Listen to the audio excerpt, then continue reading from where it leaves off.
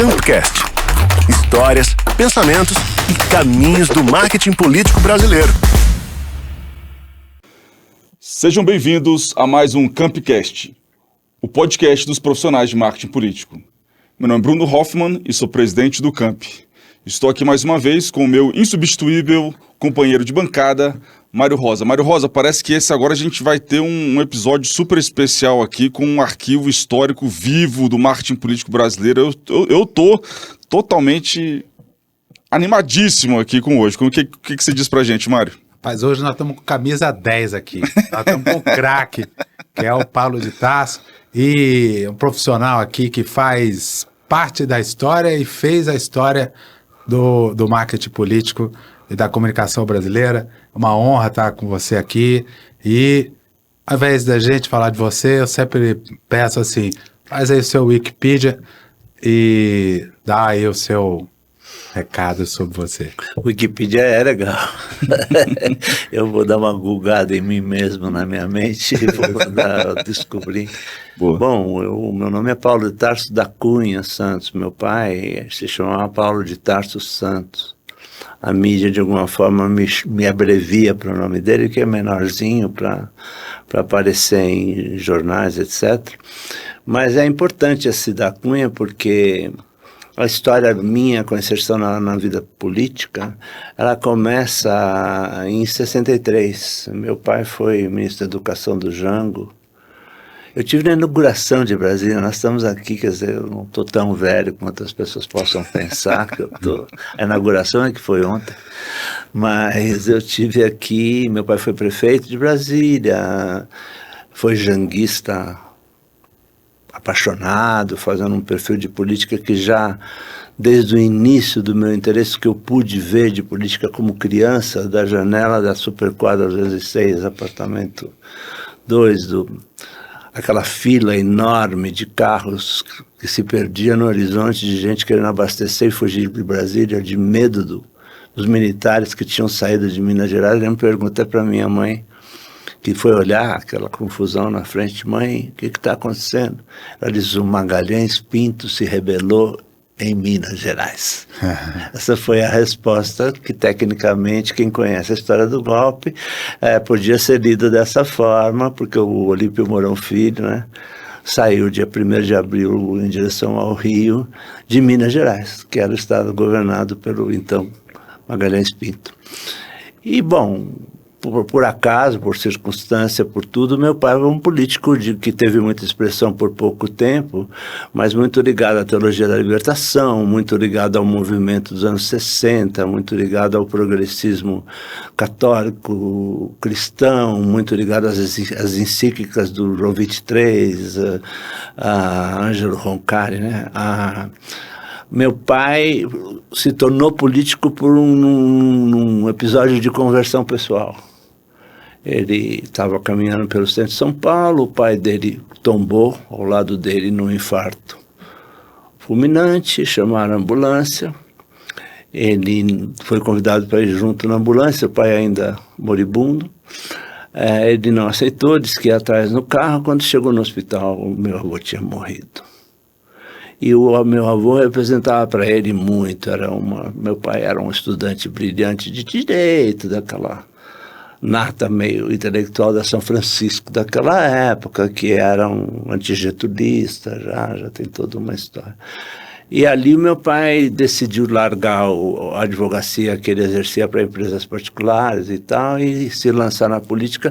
Entrou para o Centro Dom Vital, que era um centro de casais católicos que estava sendo formado pelos primeiros católicos adeptos da teologia da libertação em São Paulo, e de onde resultou a JEC, a JUC, Juventude Estudantil Católica, Juventude Universitária Católica, que foram gerando quadros que abasteceram o governo Goulart e abasteceram o progressismo brasileiro durante um tempo longo.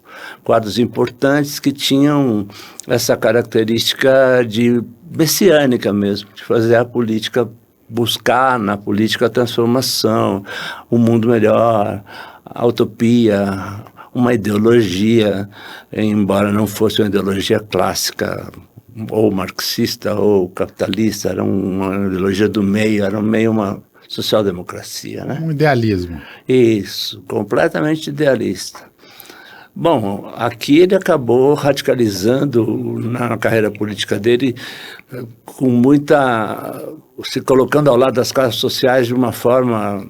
Ele sempre dizia no exílio para nós que tinha jogado gasolina na fogueira do golpe, que eles tinham ido muito além da possibilidade política que eles tinham de se sustentar.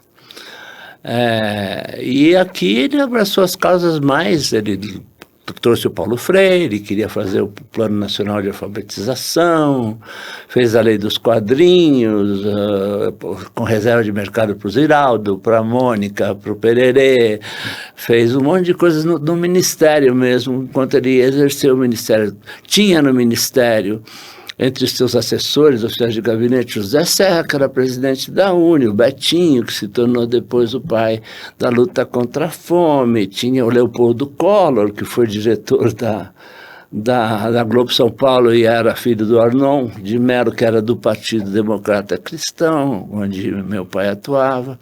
Enfim, ele ocupou muita mídia falando da Revolução Social pelos cristãos e da vida de Cristo, e é engraçado que tem pouco a ver com a pregação dos evangélicos de hoje. Era uma política mais de olhar para o povo. É óbvio que não tinha essa busca pelo retorno financeiro, né? Não tinha o receber dinheiro, tinha só o pensar na vida de Jesus como um homem que se dedicou ao mundo mais igual, a construir o mundo mais... E não existia o dízimo, não existia. Até que no dia 31 de março veio o golpe. Da janela da minha casa eu soube que o Magalhães Pinto tinha se rebelado, vindo para Brasília, e sumimos. Meu pai foi para um Coplínio Sampaio, para uma fazenda no interior de Goiás, se escondeu, ficou lá escondido. E nós fomos para São Paulo, para casa dos meus avós, abandonamos Brasília, na época, por uns bons 10 anos, porque tivemos que ficar fora. E aí, em julho, meu avô, só esse episódio, meu avô tinha uma fazenda em Pompeia, perto de Marília, no interior de São Paulo. E nós estávamos, eu e meu irmão, voltando para a sede, quando nós olhamos o casarão da sede lá na frente, eu lembro ainda da criança, as botas batendo no terreirão do café, pof, pof, pof, pof. Uma operação militar com 200 recrutas se arrastando pelo chão, montando um ninho de metralhadora, correndo para lá e descendo de caminhões, etc., porque lá em Marília, que é a cidade mais próxima, haviam recebido a informação de que havia um arsenal na fazenda e que meu pai iria resistir à prisão. Eu me lembro daquela cena surrealista os meninos, né? Os meninos eu acho que mais apavorados que os recrutas, porque era o tiro de guerra, Mário. O tiro de guerra para aprisionar a gente. Aí, quando eu entrei em casa, e a gente estava muito preparado, os filhos, meu pai dizia todo tempo, eu vou ser preso, fiquem tranquilos, eu vou ser preso, eu não fiz nada de errado, eu vou ser preso. Então, opa, chegou, é hoje o dia. E aí, meu pai estava conversando com o delegado, já arrumando a mala. E não tem nada disso, não tem arsenal, eu sou um homem da paz, eu sou um cristão, eu sou anti-violência por natureza da minha ação política, eu não tem sentido isso. E foi, a partir daí, a história continua, mas até o exílio foi isso. Então a minha entrada na política partiu dessa ida no começo de 65 para o exílio. O meu pai ficou na embaixada do Chile 3 meses, eu fiquei com ele lá. Aí comecei já desde o início da minha vida a conviver com políticos, pensadores, pessoas brasileiros importantes, intelectuais importantes. Até o Che Guevara eu recebi aqui em Brasília. Que coisa. Essa foto que tem essa foto, esse registro histórico seu ao lado dele, foi em Brasília, então? Foi em Brasília quando ele esteve aqui. Quando ele esteve aqui, o Jânio Quadros era o presidente. Antes. É importante para os jovens, Jânio da Silva Quadros foi eleito em 60 com a maior votação da história até então. 6 milhões de votos, o dobro dos adversários, o general Teixeira Lott e o governador de São Paulo, Adhemar de Barros. Isso faz a sua trajetória do marketing político ser, acho que talvez, se não é única, talvez seja quase única, porque você é fruto desse ambiente político dentro de casa, de situações extremas, de vivências únicas da história, viveu a história dentro de casa, viveu toda essa questão de exílio, você viveu história na veia e depois foi fazer história. E essa é a questão que, passando aí um pouco para frente o seu Wikipedia aí, quando é que você vai começar a fazer, ser um ator na área de comunicação para também escrever história? Porque está claro que você é um agente político desde que você se conhece por gente, você já estava envolvido, né, nesse cenário, assim. Então, primeiro, eu só queria também esclarecer com que idade você tinha quando você fez o seu exílio no Chile, em 65, correto? E quanto tempo você passou lá? Eu passei lá 6 anos. Não é tanto, fiquei pouco, voltei antes, tive sorte. A maioria dos exilados ficou 12 no total. A gente ficou 6 anos, meu pai veio, ficou 5 meses preso e foi solto, permitido que ele ficasse aqui, porque não fazia sentido nenhum que ele ficasse... Enfim, os militares não tinham como manter o preso. Na sua volta ao Brasil, você fica em São Paulo. Vou para São Paulo, aí meu pai montou a banca de advogados, foi acolhido pelo Saulo Ramos, pelo Vicente Raul, por esse pessoal todo, que tinha um poder político grande também, que o apoiou também para ele se reinserir na vida.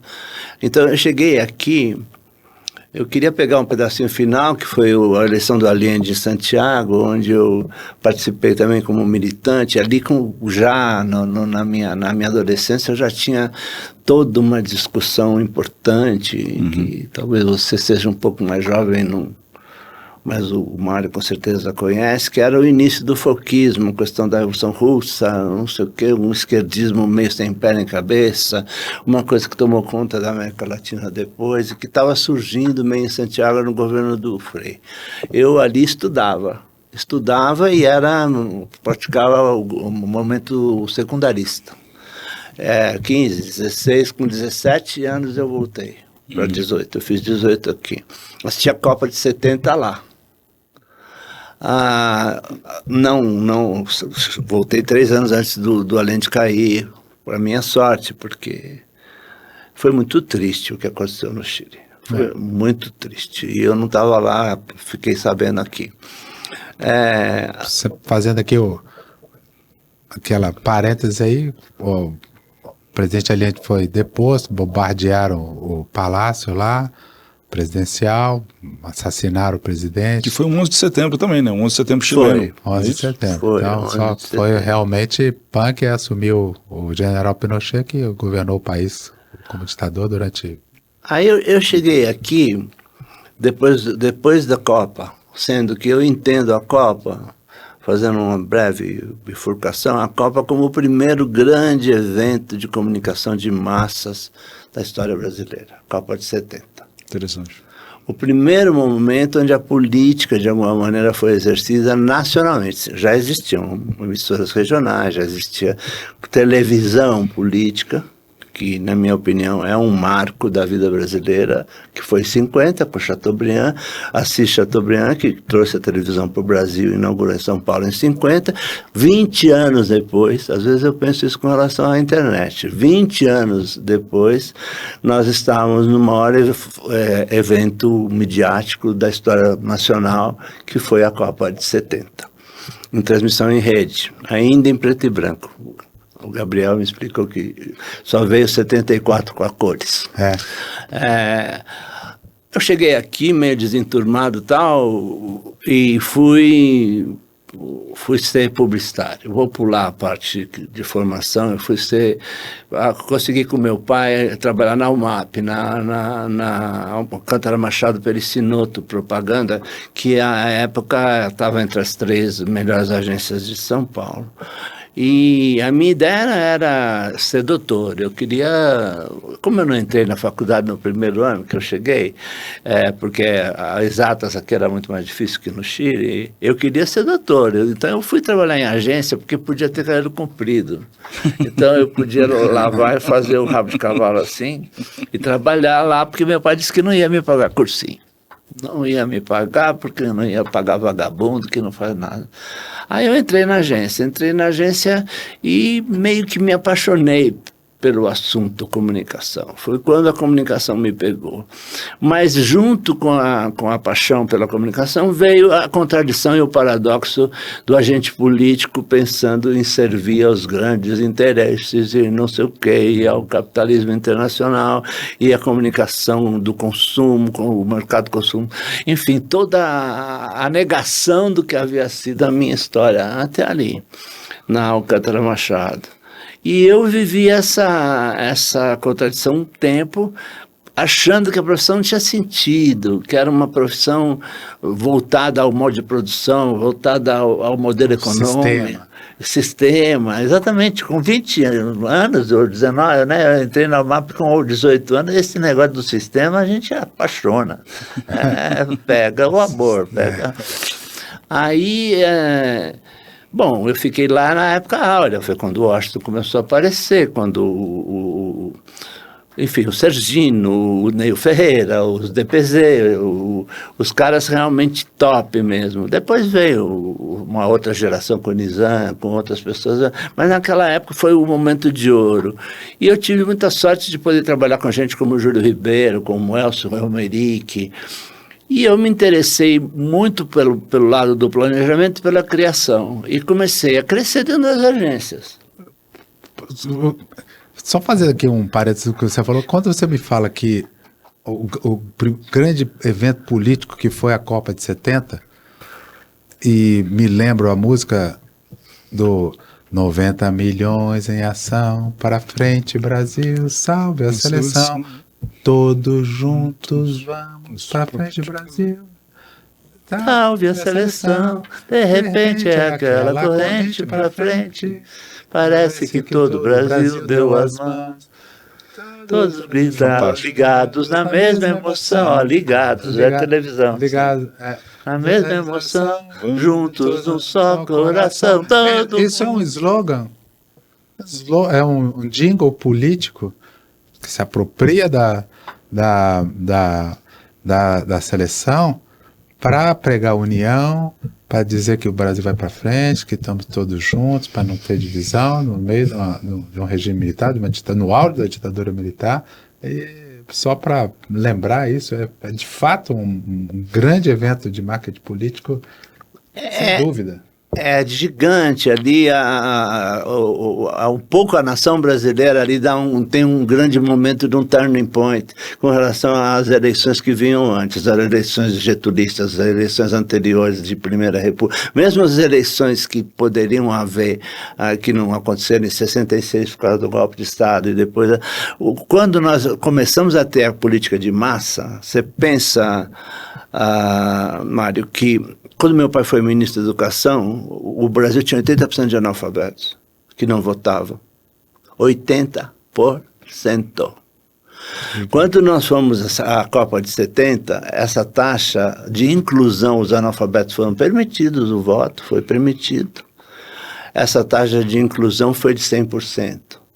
Então, eu não preciso te contar, a imaginação já dá o que acontece quando você agrega, e se agrega 80% do país a um processo que eles não tinham noção de quem era Jesus, quem era o pode-inciso, quem era o conselheiro. O povo brasileiro está nesse perfil. Incrível. Eu te interrompi, mas é porque realmente você vem com essa visão política, percebe um processo político legitimador popular através de um evento institucional que é a Copa da ditadura, tanto que o Médici acaba se tornando o presidente mais popular, claro que teve um milagre econômico, e você já percebendo isso e entrando na comunicação, na UMAP aí, por isso que eu... Isso me leva a uma dúvida, nessa época não tinha uma ligação, nem que fosse indireta, entre o sucesso da seleção brasileira com o governo federal? Completo, tanto que o técnico que foi o Mário Lobo Zagallo, que substituiu o João Saldanha, foi escolhido pelo general-presidente, porque o João Saldanha era marrento e não queria escalar o Pelé, e tinha essas coisas todas, teve essa briga toda. O próprio Pelé, acho que o próprio Pelé foi também criticado. O João Saldanha, mas essa história, o João Saldanha era do Partidão, né? Era do Partidão, ele era Partido Comunista e os generais não podiam aceitar que ele fosse o técnico. E ele criou marra com o Pelé, que o Pelé estava cego, bobagem. Isso tudo são fofocas de uma coisa mais importante, que era o grande projeto que depois foi tentado em 14 novamente e que deu tudo ao contrário. Em 14 houve uma nova tentativa. Claro que os conceitos, os princípios políticos são outros, completamente diferentes, mas em 70 aconteceu uma coisa, era tão grande a amálgama entre o regime e o jingle daquele compositor, eu bebo sim, o Luiz Gustavo, de marchinha de carnaval, eu bebo sim, estou vivendo.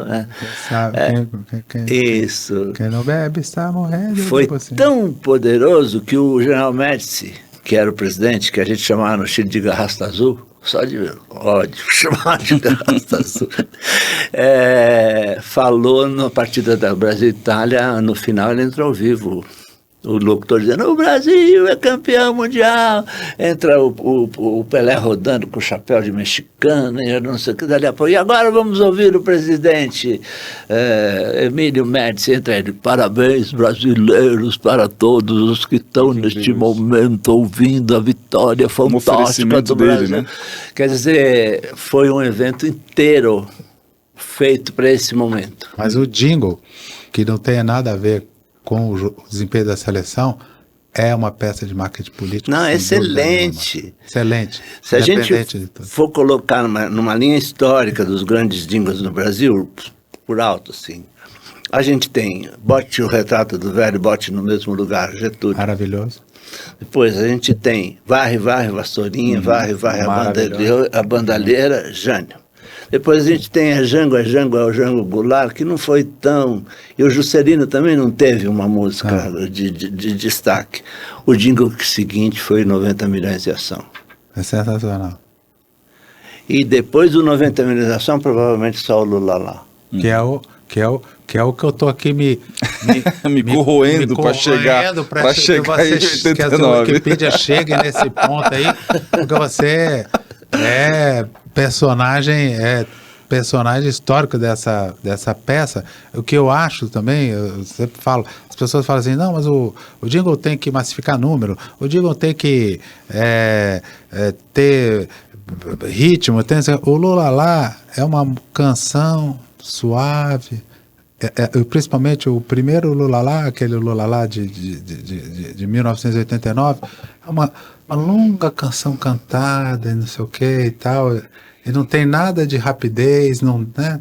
É tudo tranquilo, e tá aí até hoje, todo mundo meio que sabe cantar, quem é de direita, quem é de centro, quem é de esquerda, sabe. Exato. E eu não quero conduzir muito seu depoimento aqui, mas vamos falar desse... Pular rápido, só para não perder a linha do tempo. Eu fiquei na UMAP sendo publicitário, eu comecei a ganhar meus prêmios, enfim, ter a minha vida devagar, até em 1974 eu participei da eleição, foi quando o MDB ganhou de lavada e foi talvez a eleição mais importante, uma das mais importantes que nós tivemos. Eu participei dessa eleição fazendo cartazes para o Audálio Dantas, para o Darcy Passos, como militante E essa campanha de 74 foi de quem? Foi do MDB, ela era só parlamentar, ela foi uma campanha que a Arena vinha ganhando. Para você ter uma ideia, depois de 70... Votação no partido.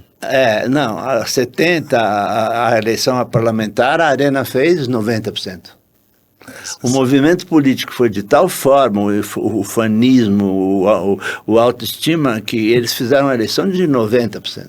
74 foi uma derrota tão violenta que eles tiveram que fazer depois, acabou levando a fechar o Congresso. O pacote de abril e, na sequência, a Lei Falcão, que está tudo cotado. Mas eu vou pular isso. Eu gostaria muito de falar um pouco, mas a gente fala outra hora, sobre a reorganização partidária. Foi um momento muito importante em 80, quando o general Golbery, que é tido pelo Glauber Rocha como o gênio da raça, e se a gente observar de agora, ele era realmente um poderoso estrategista, uma pessoa com uma cabeça de estratégia política gigante. O general Golbery deu à esquerda, aos progressistas, vamos chamar assim, a possibilidade do multipartidarismo. Saiu da arena para um lado, o MDB do outro, como foi todo o período militar, para a possibilidade de abrir partidos. E a democracia brasileira hoje é filha desse momento onde se criaram-se os partidos todos, PT, PSDB, PMDB, o PCdoB, esses partidos nós estamos vendo como eles se reorganizaram ali. Na sequência, com a Lei Falcão e com o pacote de abril, que são atos de autoridade sobre a legislação eleitoral, obrigando às dificuldades, estou aqui falando um pouco para os meninos que podem estar ouvindo. Na sequência, houve uma eleição a governador, que foi a primeira eleição direta depois de 20 anos, né, Mário? Foi 82. 82. Essa eleição meu pai me chamou e pediu para eu fazer para o Montoro. Foi aí que eu era publicitário e ele me chamou por ser publicitário. Como o nosso dia a dia era política. A gente discutia política desde sempre. E lia. Eu tinha acabado de fazer a sociologia política, estudar a sociologia política. Você devia ter dito pro seu pai, você não me deixou, não pagou lá meu cursinho, agora também... Ele merecia. Ele me chamou e pediu para ajudar o Montoro. E aí nós fizemos um trabalho que derrubamos a Lei Falcão, num descumprimento, fizemos uma espécie de sublevação civil contra a lei. Isso só para deixar claro, desculpa, Paulinho, a Lei Falcão era justamente essa restrição à propaganda, né, apenas fotos e currículo dos candidatos. Exatamente, só era obrigatório, um plano americano, só podia falar...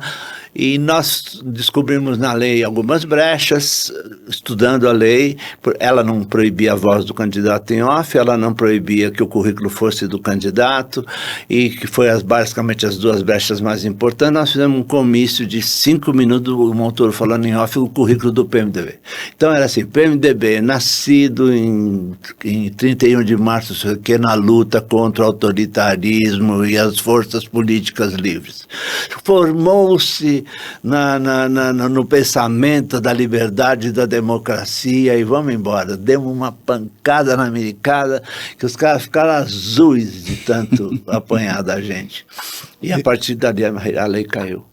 Você coloca aí um ponto importante do marketing político já na origem, Sim. que é estratégia, porque a lei está ali, as coisas estão ali, circunstâncias muito restritivas, mas mesmo ali a estratégia pode fazer uma diferença, porque a lei é para todos, mas a interpretação da lei permitiu que você utilizasse a lei para fazer um trabalho de marketing político eficiente. Foi a gente usando a própria política, comunicação política como fato político, criar um fato político capaz de interferir no processo, que é, vamos dizer, algo que nós devemos perseguir sempre, lidando com qualquer tipo de campanha, em qualquer momento. A comunicação é um grande fato que conduz à articulação, conduz à mobilização.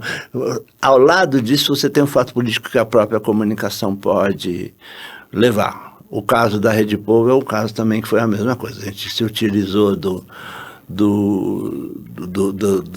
recall que a Globo tinha, da programação visual, de tudo, para embarcar nosso conteúdo. Nós não polemizamos com a Globo. Nós não fizemos um debate contra a Globo. Nós só fizemos uma traquinagem. Mas um contraponto. Isso. Tinha a Rede Globo Isso. e tinha a Rede Povo. A Rede Povo. E com a vantagem de que... Em 89, essa é a campanha de 89. Com a vantagem de que as vinhetas do Hans Donner eram lindas, fáceis de copiar e tinham altíssimo recall. Quando entrava entrava o plim-plim também. Isso, quando entrava uma vinheta Povo Repórter, o povo já sabia esperar o que vinha. Povo Repórter. Já tinha mídia, já tinha trabalhado. A Globo não reclamou naquele momento? O Donner ameaçou um processo e tal, nós acendemos 3 velas para Jesus Cristo para ele processar, porque nós queríamos que ele processasse, criar porque ia dar mais fato político ainda para nós, né? Mas ele retirou, acho que a direção foi madura, lidou com o assunto, foi um ataque, acho que a Globo talvez nunca tenha sofrido um ataque tão poderoso, mas é do jogo, nós estamos jogando politicamente, não tinha... Foi um ataque assumido e não foi calunioso, não houve difamação, não houve um discurso contra a Globo em nenhum minuto. Até porque eu dizia para o pessoal que a verdadeira TV dos trabalhadores é a Globo, que dá audiência de 90%. Dava naquele momento. Claro, então nós não podíamos de forma alguma ir contra o conceito, a admiração que o nosso público principal tinha pela... Bom, você participa de uma eleição fundamental, vitoriosa, que é a eleição do governador de São Paulo, que foi decisiva para o processo de redemocratização que veio depois. E eu queria saber da primeira eleição presidencial da história do país, que você teve um papel já depois do regime militar, onde você estava também num lugar bem privilegiado.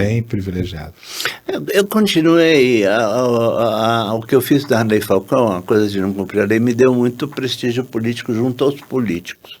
Não era uma coisa publicitária, não tinha muito a ver com publicidade. E, na sequência, eu mesmo fiquei... Se teve um dia que eu me idolatrei, foi o dia que esse programa da Lei Falcão foi para o ar. Eu andava, assim, flanando de alegria de ter pensado isso e ter dado tão certo, porque foi impressionante. O Lula deu a seguinte declaração. O Reinaldo de Barros, que era o nosso adversário da Arena, ameaçou, pediu a cassação da candidatura. E o Lula disse, nós não vamos pedir nada, se eles tiveram a competência de fazer, parabéns para eles. Puxa, ouvir isso de um adversário é para ficar metido mesmo. Aquele dia fiquei muito, muito satisfeito.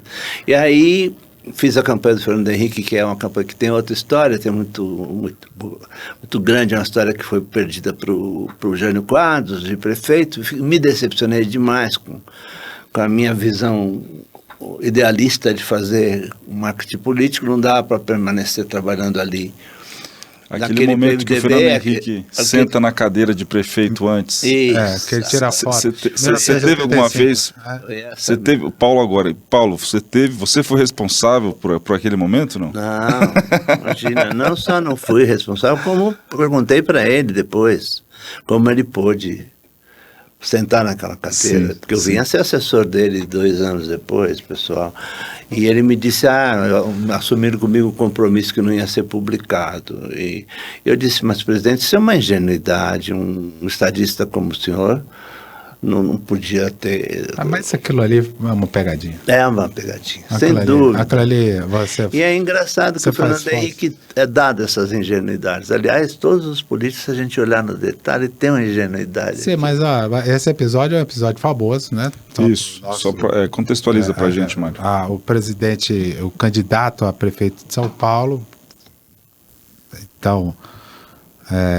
senador, senador Fernando Henrique Cardoso, vai disputar com o Jânio Quadros, e o repórter, acho que era o repórter da Folha de São Paulo, era da Folha de São Paulo, fala assim, não, senta aqui vamos ter uma foto já depois da eleição. E o Jânio já tirou, o repórter informou a ele, o Jânio já aceitou. Já aceitou, para a gente colocar depois da eleição. Isso. Tirou a foto, sentou, como uma foto que é normal fazer fotos desses tipos, fotos combinadas e tal. Só que publicou antes. Aí o fato de publicar antes, para assim, sentou na cadeira antes de ser eleito. Isso foi criticado, foi explorado politicamente. Agora, se fosse hoje, seria sensacionalismo, seria uma coisa questionável? Certamente seria. Isso eu não sei nem que é o profissional, não estou criticando a pessoa, não, mas a história em si, vista na distância do tempo. Desonestidade ética, vamos dizer, em princípio. Com uma influência decisiva na eleição, por uma coisa que não foi contada. Porque hoje em dia, o que aconteceria? Nós teríamos provavelmente um celular gravando essa cena toda. Sim. Né? Nós não deixaríamos, nós teríamos o flagrante do repórter fazendo e nós mostraríamos, olha aqui, ó, foi isso que aconteceu. Então, poderíamos ter a possibilidade de contestação. Né? Mas a derrota foi tão... Essa é uma história bacana, uma hora a gente conversa, foi tão acachapante que o Jânio, acachapante que eu digo como surpresa, não como diferença eleitoral de votos. Foi muito pequena. Foi pequena, mas como surpresa de disputa, o Fernando Henrique era franco favorito. Que o Jânio, no dia quando ganhou, a primeira coisa que ele fez foi chegar com álcool e passar álcool na cadeira. Quer dizer, o Jânio é especialista, a gente pensa em fake news, o Jânio era especialista em fake news. Ele era um ator histriônico da política. Então ele tornou essa foto ainda mais relevante quando ela não teve relevância, a não ser a humilhação ao senador Fernando Henrique. O que acabou sendo, pensando bem, esse fotógrafo elegeu o presidente da República. Porque se ele tivesse sido prefeito, tivesse sido prefeito, não seria presidente.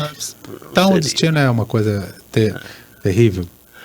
Bom, aí eu estava seguindo a conversa para ir passar essa Wikipedia. Eu estava nessa campanha, eu fiquei muito chateado, junto com o Eurico Andrade, você deve ter conhecido, um jornalista, gente boa demais. Gente boa, maravilhoso. Muito boa figura. Cara boa. E aí eu resolvi ir para o PT, achei que voltado do Chile, ex-exilado, homem de esquerda que eu era, tal, o PT tinha mais a minha cara, aquele PMDB que era uma frente que já começava a se inflar, né? Já era um MDB misturado de arena. E fui para o PT junto com o Gabriel, fizemos o Suplicy lá. Esse Gabriel, desculpa. Gabriel Prioli, é um amigo meu, um grande amigo. Grande cara, um grande jornalista, um grande parceiro seu até hoje. Grande profissional. Somos parceiros até hoje, amigos. E aí fizemos o Suplicy, elegemos depois na seguinte o Suplicy senador e começamos a fazer os programas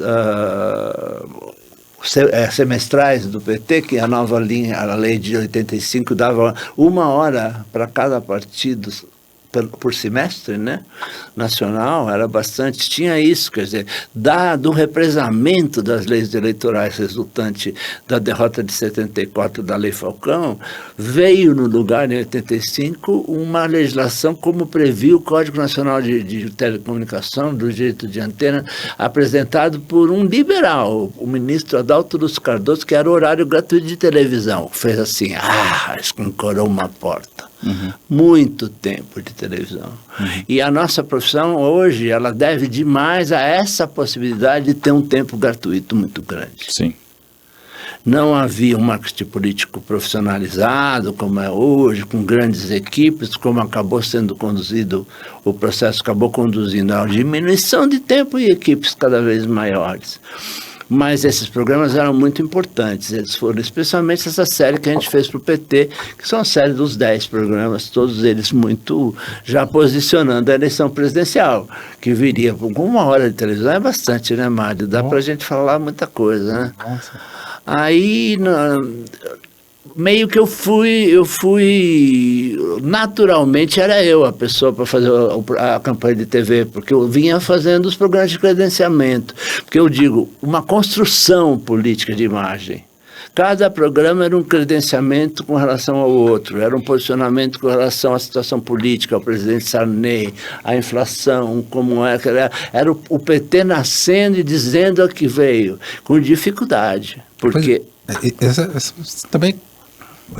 desculpa, assim, porque às vezes vem insights, assim, na verdade o alicerce do posicionamento do que a gente veio a conhecer, que hoje o PT tenta resgatar, assim, dos seus antepassados históricos, assim, esse alicerce vocês construíram nessa época, nesse período. Foi nessa época, e eu tenho como eu estou preparando um trabalho, escrevendo um livro sobre esses momentos, eu tenho feito algumas pesquisas, a mídia acompanhava o nosso trabalho. O PT era tido como bom de televisão, porque a gente usava sempre a política como diferencial, a gente tinha uma linguagem mais à esquerda, vamos dizer, porque era necessário. Você pensa que o PT não tinha identidade, né? Depois, migrar para a direita foi uma segunda necessidade, né? Que também foi necessária, sem problema.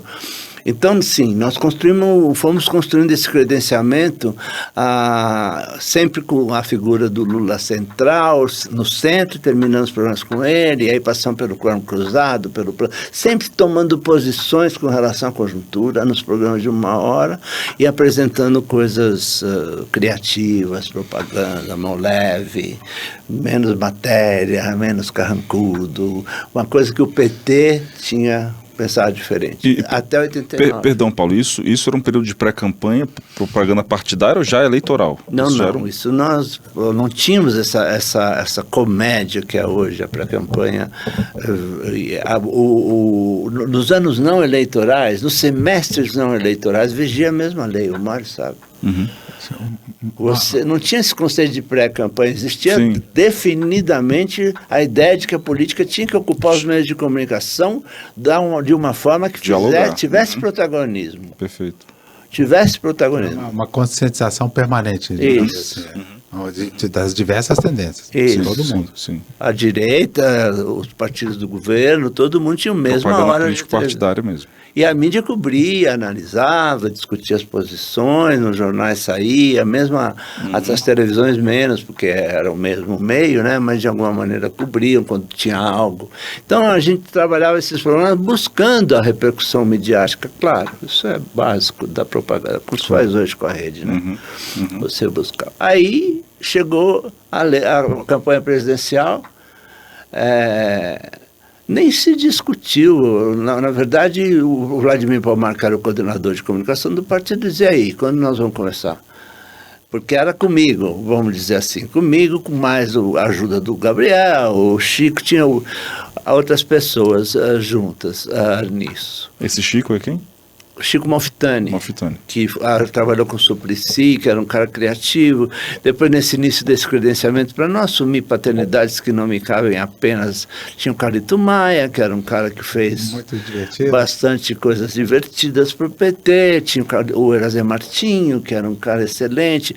Esses eram pessoas que estavam nesse grupo que pensava o credenciamento do PT indo junto. Sendo que eu fazia mais a parte política. Eu fiz a Luiz Erundina, eu que decidi junto com eles que ela ia ser mais feminina, ia usar um cor de rosinha, ia botar um colarzinho de pérola. Ganhamos a eleição, o Chico coordenou a televisão, fiz o jingle, junto com o Hilton Cioli, que é o primeiro capítulo do que viria a ser o jingle seguinte. Enfim, fomos fazendo um atrás do outro. Aí, no seminário, o PT tinha disso, assembleísmo, que era muito criticado, mas, por outro lado, um bom assembleísmo tem uma beleza política inacreditável. E foi feito um seminário no ano da eleição presidencial com todos os diretórios de todo o Brasil de comunicação para unificar a linguagem de todo mundo. E eu fui palestrar sobre o planejamento, sobre como nós íamos trabalhar, e eu, vindo do Chile, onde tinha muita militância que participava da campanha, acreditava muito nisso, de ter ajuda, né? O marqueteiro não é dono da campanha, a campanha é da militância, a gente traduz o que a militância faz em boas peças, né? E foi nesse seminário que eu escrevi no papel Lula lá. Foi nesse dia que me veio à cabeça na reunião final, todo mundo falando, estava o Floresta Fernandes aqui, Júnior, né? O Gabriel, não sei o quê, eu escrevi Lula lá. E como foi? Esse é mais ou menos como se o Deus criou o universo, assim, uma coisa assim meio coisa assim. Lula lá é um negócio que parece que sempre existiu. E aí você está me dizendo que um dia ele passou a existir. Nasceu. Como foi essa sinapse aí? Foi uma coisa que você anotou porque passou pela sua cabeça? Eu já estava me condicionando a criar a campanha, né? Eu já tinha várias ideias anotadas e conforme iam me surgindo, o criativo profissional trabalha assim, né? Quando você tem uma boa ideia, você também trabalha assim. Se tem uma boa ideia, você pega um papel lá, depois você leva para desenvolver, né? Então eu já estava nesse processo, já estava procurando alguma coisa e tal. Diz um amigo meu, o Silvio Lima, que foi o grande redator, que não era ele quem criava, era um homenzinho que morava dentro dele. Uma entidade. Uma entidade. E que às vezes ele sentava para criar alguma coisa e falava, opa, hoje ele está preguiçoso. Hoje ele não quer falar nada. O Lala é claro que é um jogo de palavras, mas ele é tão bom, assim, a ideia assim, é tão simples e tão direto ao mesmo efetivo, tempo, né? Tão representativo. Então, quando eu escrevi Lula lá, eu mostrei para o Gabriel deu um sorriso, tipo assim, será que ele está falando sério? Mostrei para o Florestan também deu uma risada e tal, eu guardei comigo e pensei, esse negócio... Eu vou falar uma coisa que os meninos não sabem. Tinha uma campanha em São Paulo de um cara que criava Cão Fila, quilômetro 16. E ele pichava todas as pedras das rodovias, das estradas, dizia Cão Fila, quilômetro 16. E todos os paulistanos sabiam que tinha o tal do Cão Fila, quilômetro 16. E eu fiquei pensando, Lula lá nas pedras. Eu pensei, pô, aí dá para fazer um Cão Fila, quilômetro 16, foi o que eu imaginei. Esse negócio é muito prático, é muito fácil de usar na pichação, de usar na bandeira, é muito fácil. Eu fiquei meio assim, opa, achei alguma coisa que posso usar na pedra, mandar pichar na pedra. Mas me veio um sentimento assim, mas é o seguinte, isso aqui eu preciso tomar cuidado, tudo não é em um átimo, né, num segundo, porque a inteligência, o comitê político não vai aprovar. Eles vão querer um negócio pela força do povo, cuidando do Brasil, ou o povo no comando de todas as decisões e tal. Aí eu, guardei no bolso, falei, não vou apresentar, não vou falar nada com ninguém. E vou ficar na minha, vou esperar uma hora que eu consiga encaixar esse treco. Como bom publicitário, tão difícil de criar é aprovar. Sim. Eu imagino também ali a sua preocupação com Lula lá na presidência, Lula lá representando o povo no poder, mas também esse Lula lá poderia ser uma série de outras questões negativas, né, que poderiam ser colocadas pela oposição. Podia, tudo tem rebote, exato, Bruno? Exato. Qualquer coisa que você cria tem um rebote. Quando você está na frente, o rebote soa mal. Quando você está atrás, o rebote pega. Mas a questão é, você criou uma síntese, mas precisa conceituar isso daí para que isso passasse a significar o que passou a significar. Esse que era o trabalho seu. Isso. Aí, seguindo rápido, assim, saímos disso, fomos trabalhar, fomos criar e tal. Eu estava atrás de um diferencial. Eu queria que o nosso programa entrasse primeira eleição brasileira a presidente da República. Era uma coisa importante. Claro. E nós tínhamos 1 hora de programa eleitoral. Era uma coisa decente. Primeira coisa, encontrei o Carlos Azevedo, que foi da Globo, que talvez você conheça, do Globo Rural, um grande jornalista de televisão, que tinha sido do PCdoB, viveu um tempo do PCdoB, um cara de esquerda e apto a fazer a parte mecânica da TV. Eu costumo dizer que ele é o verbo da TV, da Rede Povo, mais jornalistão, mais informação, mais aquela coisa. Eu pensei, como nós vamos nos diferenciar? E foi um dia que eu estava na minha casa com um diretor de arte, que era minha dupla, e mais uma pessoa. Começamos a brincar, vamos fazer uma TV do povo, com vinheta do povo, com jornalismo do povo, com a Rede Povo. Eu falei, é isso. Nós vamos fazer a Rede Povo. Aí peguei o telefone e liguei para o Eraser Martins, ele falou, Duca, ministrinho. Ele me chama de ministrinho por causa do meu pai. Duca, ministrinho. Legal. Aí eu pensei, ai meu Deus, me deu um duro. E se eu estiver dando uma força, fazendo propaganda da Globo, né? Se isso for... Eu liguei de volta para o Brasil, mas é isso mesmo que é Duca, ministrinho. Eu falei, tá bom. Então tá.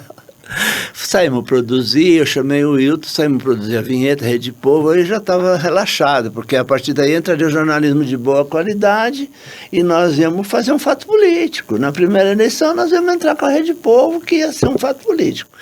Então estava mais relaxado, agora as coisas estão entrando na formatação que eu desenvolvi em 82, que eu desenvolvi em outra, as coisas estão começando a compor, né? Aí eu chamei o Wilton e falei, vamos fazer o jingle e tal. Ele falou para mim, pô, a gente é muito amigo, até hoje, é uma amizade que nos une muito grande. Ele falou, pô, os caras acreditam no que ele diz, falando do Lula, né? Os caras acreditam no que ele fala e tal. Falei, pois é, tal. E aí, tem algum conceito? Falei, tem. Qual é? Lula lá.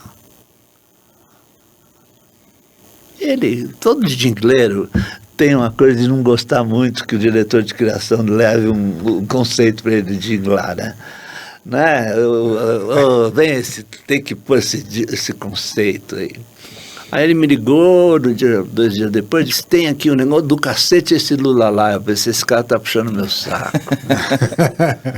Tá puxando meu saco. Aí ele foi em casa, a gente morava perto, a gente tocava violão junto toda hora, e cantou um samba enredo, a Lari Barroso, assim, vai lá e vê Planaltos, Rios, Virgens Matas, sabe, esse samba de exaltação, que a alegria já esperou demais, vai lá e vê linda, branca, morena, tua gente, e no final falava assim, é Lula, Lula lá, viu? Ó, que do cacete. Falei, era nada disso. Não é nada disso. Samba não é música brasileira. E eu tenho essa minha veleidade de ser músico. Eu tinha pensado muito como nós vamos fazer. Nós vamos fazer um vaneirão no Rio Grande do Sul, vamos fazer um chamamé no Mato Grosso, vamos fazer um forró no Ceará, vamos fazer um frevo no Recife. Como que nós vamos fazer essa parte musical, que é uma parte que eu tenho um amor especial por fazer? Eu falei para ele, não, nós precisamos algo das palmas, que é o que você está chamando de leve. Porque depois começou uns jingles meio populescos, assim.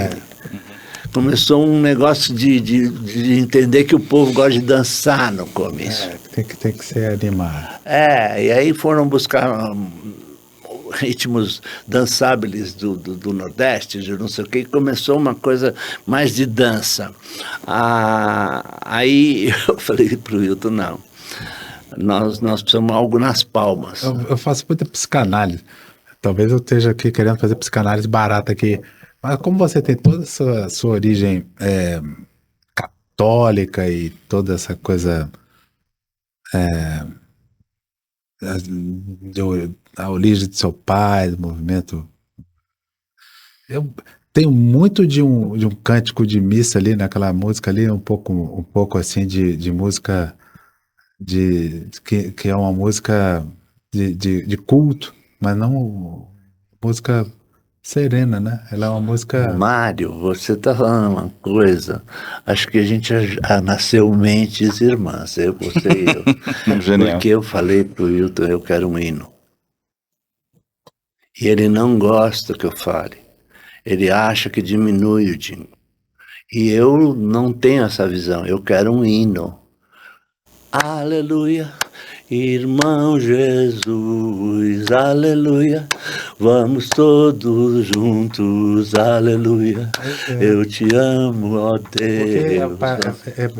Ainda mais com a questão do PT, da origem do PT, que tinha uma origem nos movimentos católicos e essa coisa que a igreja defendia muito, esses movimentos mais de defesa do povo mais pobre, essa coisa toda e tal, era um encaixe perfeito. Eu nunca tinha visto a música sob essa perspectiva, mas você falando aqui agora, fica muito mais claro Eu lembro, Mário, que eu falei para ele... É uma missa, né?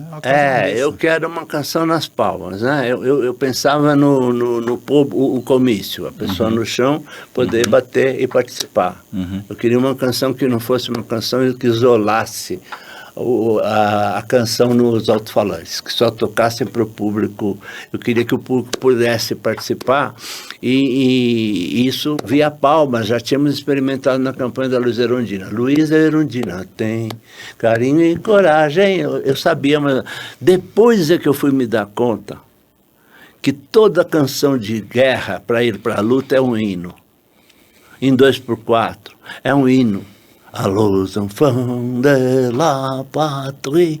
E que no final nós acabamos fazendo um hino. E o Wilton não gosta que eu fale. Ele não gosta porque ele acha que diminui a música. Mas não. Acho que não diminui nada. Acho que... Mas, assim, é curioso porque em 2002, quando o Duda vai lá à comissão de tentar, digamos, retirar o medo do Lula, supostamente, em que ele pega os ícones da estrela, coloca a estrela com as crianças, bota o Lula com terno, faz essas coisas todas, e parece que assim, não, mas finalmente o Lula ficou uma pessoa que não despertava medo. Já no início desse trabalho, que você está do jeito que você está dizendo, quando você associa o Lula a uma coisa, um cântico, você está falando de um hino, mas um cântico, são palavras parecidas. Ali também já estava havendo uma suavização do discurso que podia ser mais radical, mas de um canto que era muito de um canto que podia estar num culto religioso, num culto, independente da letra, né, mas um culto mais pacífico, não era um canto revolucionário. É claro que você tem a atuação política do Lula que deu essa força ao Dico, né? Vamos deixar claro. Isso é importante, não, né? Se fosse o Zé Maria lá do canto. Mas eu estou dizendo que essa música parece que a suavização do radicalismo do Lula começou só em 2002, mas não. Você está me dando uma chance de dizer algo que há anos eu penso, mas não tenho chance de me manifestar. E não me manifesto porque eu não dou facada na história. A história, está registrada e tal. Mas não há a menor dúvida. A gravata nós usamos no primeiro turno de 89, usamos no segundo. O jargão de esquerda nós eliminamos todo. Não existia companheiro, modo de produção, porque vamos acender, porque nós não conseguimos eliminar a classe trabalhadora, não teve jeito. Mas existia um jogo entre suavizar o discurso e não descaracterizar o Lula. Era uma opção política também. A gente começou a falar no Brasil Melhor, na reforma agrária, quer dizer, a gente fez uma campanha que para a época era direita. Era mais conservadora. Isso. Teoricamente. Isso, ela era direita, porque nós queríamos chegar ao segundo turno e ganhar. E depois que nós fomos para o segundo turno cantando com os artistas e não sei o que e tal, nós criamos a chance de ganhar, coisa que eu achava impossível. Eu achava que nós não íamos ganhar por questões políticas, correlação de forças, como não ganhamos. Derrotou a terceira via, porque foi para o segundo turno derrotando a terceira via. Isso. Sim. Que era o Brizola. O Brizola. E a gente fez isso com muita consciência do que nós estávamos fazendo. E contamos contra nós com grandes movimentos, como a questão da Miriam Cordeiro, a questão da edição do debate, a questão do sequestro do Abílio Diniz. Várias questões extra-campanha. Fazendo parênteses, Miriam Cordeiro foi uma fake news gigantesca. Na última semana, criada pela campanha do presidente Collor, onde ela dizia que tinha abortado. Ele tinha pedido para então o candidato Lula tinha pedido para abortar a Lúria, né, a filha do presidente e tal. Isso numa sociedade de 1989 muito mais conservadora e na primeira campanha presidencial. Isso era um choque.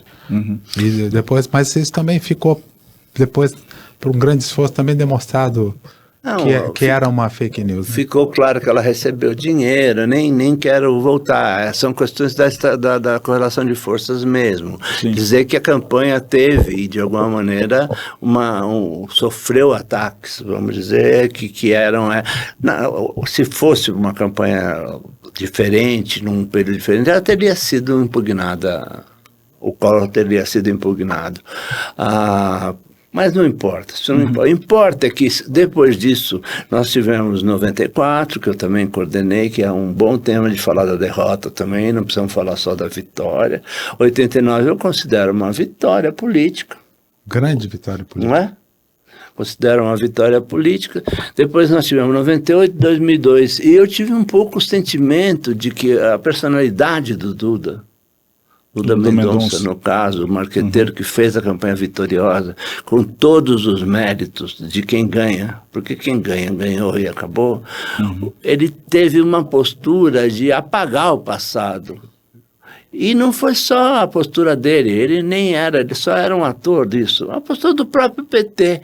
Eu achei errado, por exemplo, a gente não ser convidado para a posse do Lula no primeiro mandato, sendo que os deputados foram cantando Lula lá, brilha uma estrela para ele, quando ele assinou a carta no Congresso. Mas essas coisas, cara, isso é bobagem, né? Porque depois você vai crescendo, vai ficando velho, vai passando, porque não acontece, a política não tem esse negócio, gratidão não tem na política, né, Mário? O importante é o seguinte, você fez essa campanha, esse é das peças aí que você puder tocar, trechinho aí agora, principalmente com aqueles artistas todos, é um negócio que é uma obra de arte do marketing político brasileiro, mas vencedora do Prêmio Camp. E por desespero de quem pode não gostar de você não parou por aí, você também fez uma outra campanha presidencial espetacular, e eu queria te perguntar, que é a campanha da candidata Marina. Marina em 2010. Pois é, eu fui trabalhar na SECOM com o Gusquem, com o próprio Duda, a gente trabalhou junto. Você trabalhou com o Fernando Henrique também, né? Trabalhei antes disso com o Fernando Henrique, que foi um belo trabalho, porque no Fernando Henrique é uma coisa interessante, eu vou ser bem curto. Ele estava em baixíssima popularidade, estava com 23 pontos. Isso já foi no segundo mandato ou no primeiro? No segundo. Um ano 99, né, a eleição, não, 2000. A eleição foi 2002. Tinha tido já a questão do apagão. Fui eu que estava com ele já, escrevendo os textos para ele, administrar crise, gestão de crise. Talvez essa foi uma das grandes crises. E nós lançamos todo o sistema de proteção social da dona Ruth Cardoso. Nós lançamos a Bolsa Escola, tudo na boca do presidente. Estava tudo preparado, o Serra ia lançar a Bolsa Alimentação, o Paulo Renato ia lançar a Bolsa Escola, está tudo prontinho. Quando eu cheguei, conversando com ele, quem me indicou foi o Arthur Virgílio Neto, ex-senador do Amazonas. Grande criatura. Hoje está lá em Manaus. Ele me indicou o Fernando Henrique, você trabalhar num grupo, era o Fernando Henrique, a dona Ruth, o professor Vilmar Farias e eu. E o André Matarazzo, que era da SECOM. A gente criou todo esse sistema lançamos as bolsas, a rede de proteção social.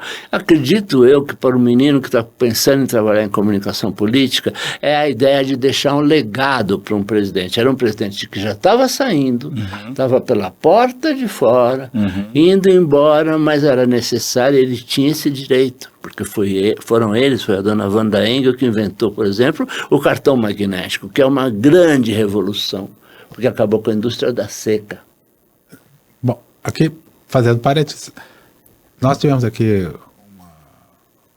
uma vez com um dos maqueteiros que vai aparecer nessa série de entrevistas aqui, que é o Marcelo Tonhosa, que foi a pessoa que lançou, né, o Bolsa Escola no Distrito Federal. No governo do Distrito Federal. Então, Cristóvão Buarque. E você, na verdade, é a pessoa que participou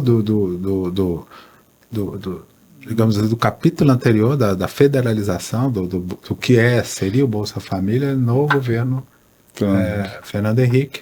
não como um projeto de marketing, mas como um projeto social mesmo, né? Não, como um projeto de marketing. Eu fiz para melhorar, meu trabalho era melhorar a popularidade dele, já era um projeto de marketing. Mas ainda não tinha aquela capilaridade. Não tinha mesmo, verdade, e nem tinha a importância do olhar do poder sobre o projeto. Aí vem o catolicismo de novo, eu digo, não. Eu falei para ele, presidente, eu fiz muita pesquisa quantitativa e tal, mas presidente, o povo adora o senhor, tem respeito.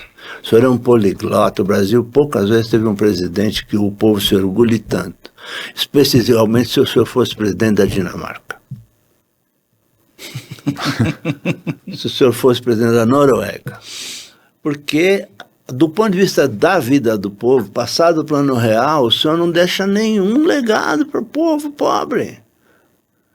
Não tinha nada, ficou a coisa do câmbio, a economia mandando em tudo, e o apagão. Aí criou a rede de proteção social, né, que você fez. Aí a dona Ruth, ele estava sentado, eu conhecia do Chile também, disse, pô, Paulinha, ela me chama.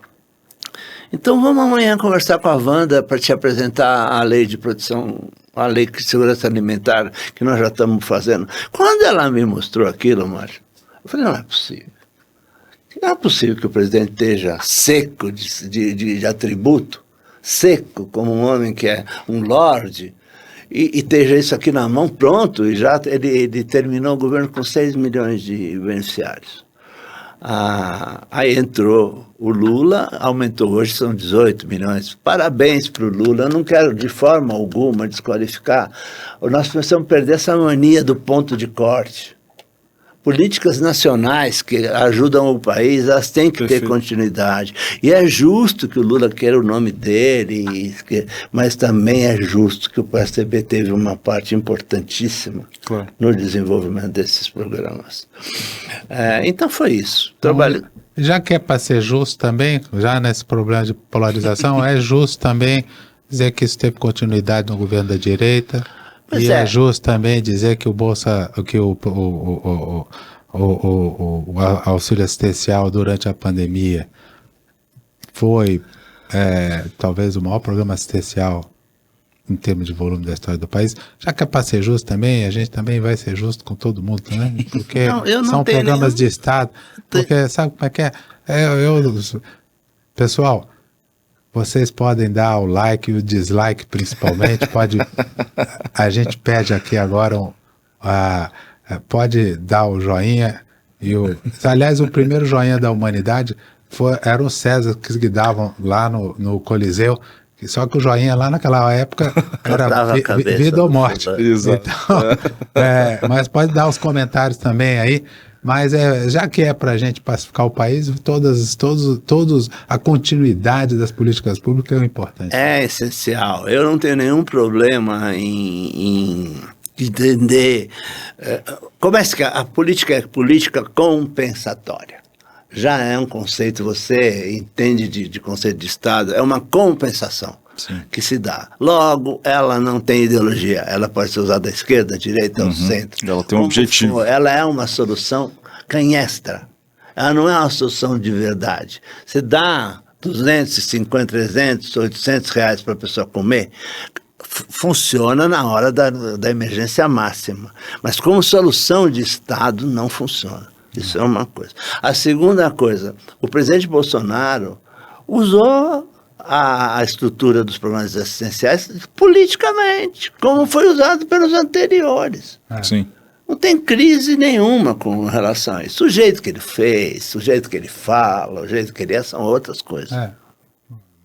Que ele pode defender. Mas estava aí, qualquer um que fosse candidato à presidência, pensando na política pura, que é somar vantagens e valores, aumentaria o valor da Bolsa. Ele podia ter feito com mais elaboração, não importa. Importa, seguindo a minha Wikipédia, eu fui para o Lula, fiquei 8 anos com o Lula, fazendo com o Gusquem, passei pelo mensalão, passei pelas dificuldades que o nosso amigo Duda Mendonça teve, venda, tudo aquilo, trabalhando até quando a senhora Dilma Rousseff foi escolhida candidata à presidência da República, ali houve uma mudança de polos políticos e eu saí da SECOM.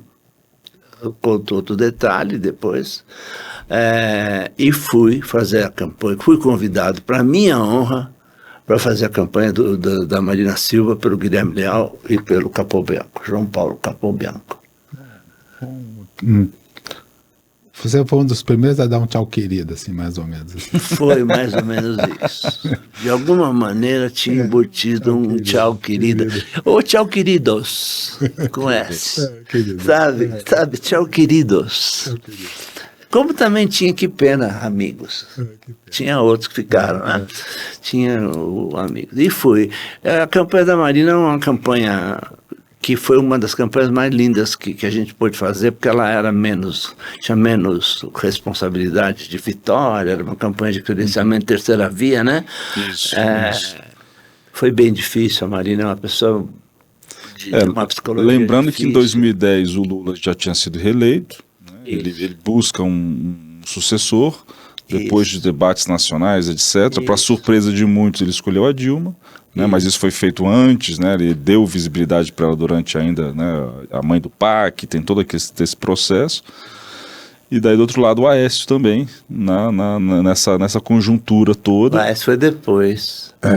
Sim. Essa daí foi contra o Serra. Perfeito. O Aécio vem na reeleição da Dilma. Na reeleitoral, reeleição da Dilma.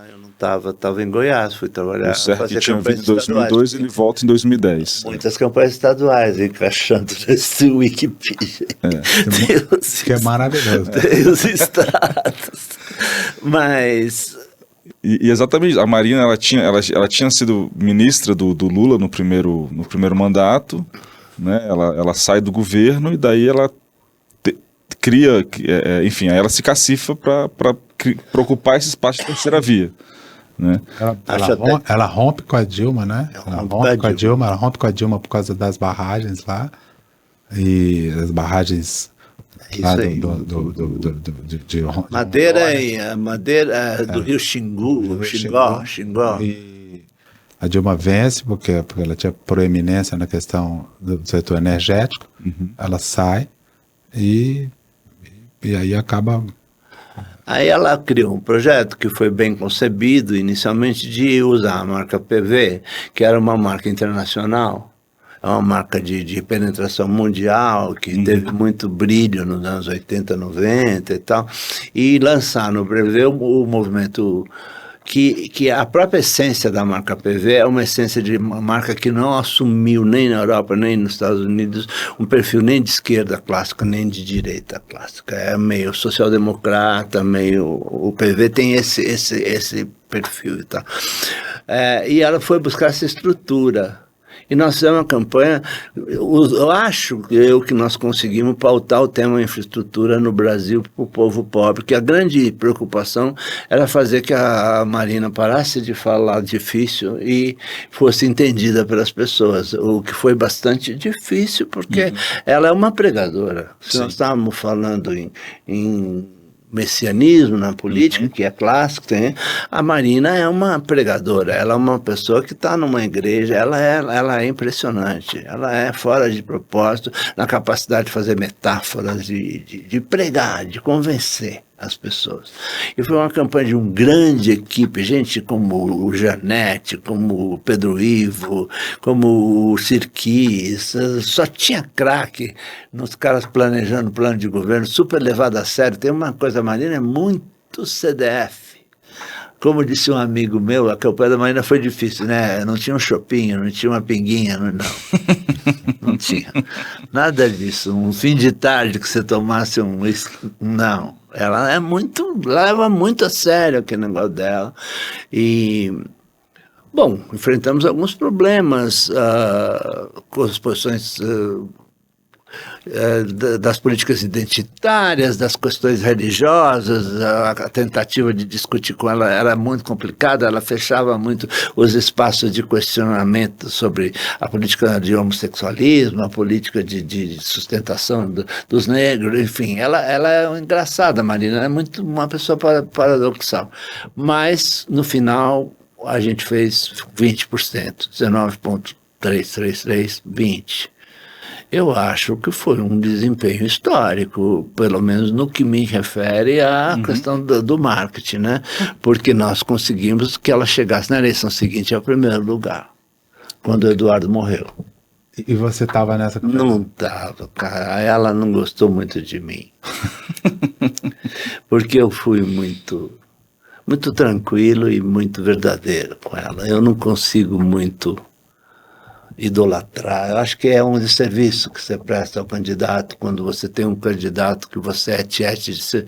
Uma vez o tadinho do Serginho Mamberti falou isso do Lula, eu sou fã do Lula. Eu digo, eu não.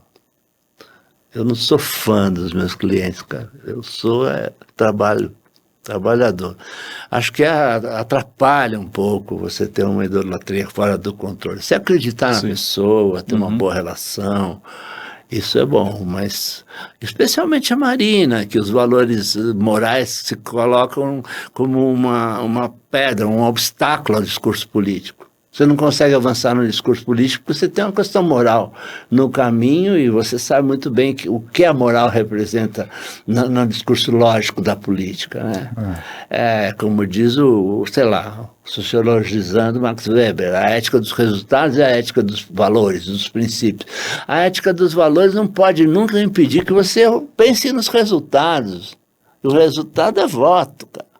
Então eu fiquei nessa posição. A gente se gosta, eu encontrei com ela de novo e tal, mas não foi suficiente para ela me chamar para fazer a segunda campanha. De qualquer forma, você coloca uma questão aqui, que é duas das campanhas que você mais se orgulha, fora as inúmeras vitórias que você tem nesse Wikipedia aí, são duas maravilhosas derrotas, porque a derrota do Lula de 89 é melhor do que não sei se a vitória da reeleição dele foi tão importante quanto aquele fenômeno eleitoral que ele foi em 89, quando ele se torna uma figura nacional. E aqui eu não estou desfazendo da vitória do João Santana na reeleição, não, mas como fato histórico, né? Ali ele se torna alguém que é presidenciável de verdade, né? E ela também, tem uma continha de 20% dos votos, uma coisa tão incrível, né? Ou seja, que o marketing político, ele não é feito para ter uma vitória eleitoral, ele é feito para você ter uma vitória política, você sair maior politicamente, né? E se isso for suficiente para ter uma vitória eleitoral, aí é a combinação perfeita, mas não adianta você ter numa campanha apenas, eu pergunto isso a você,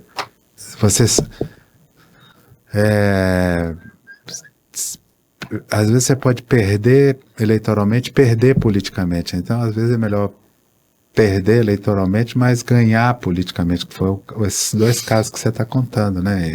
Claro que o ideal é ganhar politicamente e ganhar eleitoralmente, né? O Duda tinha uma frase interessante sobre isso. Ele dizia: o importante é sair maior na eleição do que se entrou.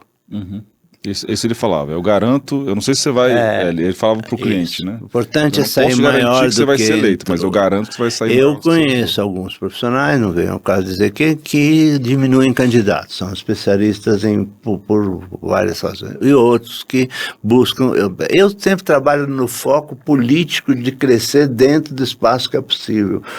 Eu te confesso, eu não podia imaginar 89 de jeito nenhum o que aconteceu. Não dava. Quando a gente começou era para marcar a tabela, cara. E ir bonito, fazer bonito, cantar, dar sequência ao petismo.